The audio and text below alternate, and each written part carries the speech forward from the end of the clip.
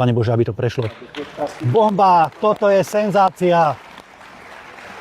Toto je senzácia. Progresívci v Únii dnes dostali tvrdú facku od vlastencov.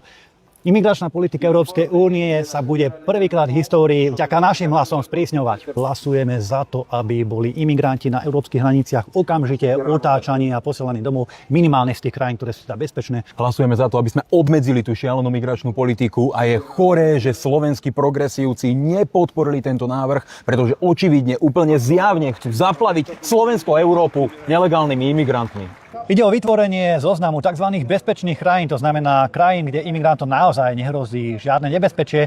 A ak prichádzajú z takejto krajiny, z bezpečnej krajiny, alebo ak prechádzajú cez nejakú bezpečnú krajinu, tak im v Európskej únii bude expresne zamietnutý azyl. Pretože to je jedna z vecí, ktorú som nikdy nechápal, že prečo tí imigranti prechádzajú cez niekoľko bezpečných krajín až niekde do Nemecka alebo niekde na Slovensko, no prečo sa neuchádzajú o azyl v krajine, ktorá im je najbližšie. Toto je obrovský úspech práve Milana Uhríka, pretože je veľmi aktívne a dlhodobo spolupracoval na tvorení tejto legislatívy. Boli to, viem dobre, desiatky stretnutí a ako tieňový spravodajca veľmi aktívne bojoval za to, aby bola vo výsledku presadená. Aj týmto spôsobom sa ukazuje, že hnutie Republika podporovať vo voľbách malo obrovský zmysel. Isté, ten text nie je úplne dokonalý a sami by sme ho napísali oveľa prísnejšie, pretože naším cieľom je zastaviť masovú imigráciu do Európy absolútne na nulu. Presne tak, ako to spravil Donald Trump v Amerike. Takže držte s nami, priatelia.